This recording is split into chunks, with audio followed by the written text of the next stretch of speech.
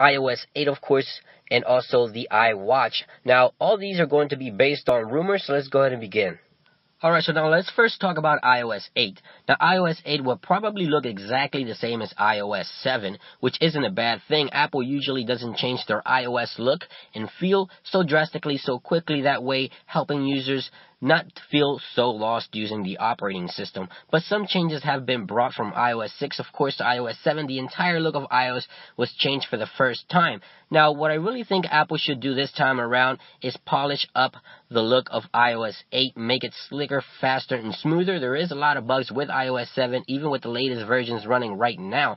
Now, also on the lock screen, I think Apple should get more use out of their lock screen, implementing application shortcuts and things of that nature. Now, I think Apple should also improve upon their Maps experience. Now, Apple Maps have been subject to criticism from day one with iOS 7, but I think they really need to improve upon Maps this time around as well. Now, another thing that I would like to see myself would be animated icons. Now, Apple brought animated clock icon for iOS 7, but they can also use it for weather, passbook, and other applications within the iOS platform. Now, live icons might not be a necessary thing, but it just gives the OS a new addition, nice eye candy, and something just makes the OS look better. Now, also expected for iOS 8 is an application codenamed HealthBook that would monitor and insert fitness stats such as miles ran, step taken, calories burned, and other things like heart rate and things of that nature. Now, reportedly, all this will be possible with Apple's M7 chip, which was introduced last year on the iPhone 5S. So now let's talk about the iWatch and check out this new concept by Todd Hamilton.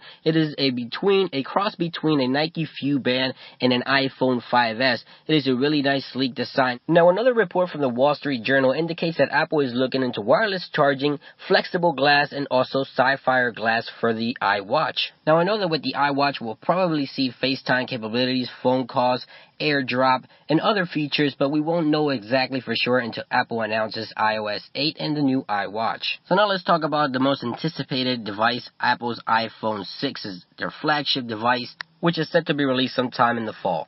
Now, rumors indicate that Sony is going to be the provider of Apple's next-generation camera sensors for the iPhone 6. Now, the sensor is supposed to be a 10-megapixel camera sensor with an aperture ratio of f1.8, which should be quite an improvement over their previous generation cameras on the iPhone 5S. Now, rumors also indicate that Apple's next generation of iPhone will be bezel-free. Now, also, there's reports of a 4.7-inch and a 5.5-inch device coming in from Apple this year as well. Now, of course, these are all based on rumors. We won't officially know until Apple introduces it to the public. Now, also, we might be seeing our first glance at the Apple A8 chip, which is their probably quad-core processing chip rumored to be introduced with the next generation of iPhones as well. So now I'm interested in hearing what you guys have to say. Are you going to buy an iWatch? Are you going to buy an iPhone 6? Do you think iOS 8 is going to be a big improvement? Leave a comment down below and tell me what you think about all these rumors. And if you have heard any other rumors, please feel free to leave a comment down below. Make sure you stay tuned here to the channel for the latest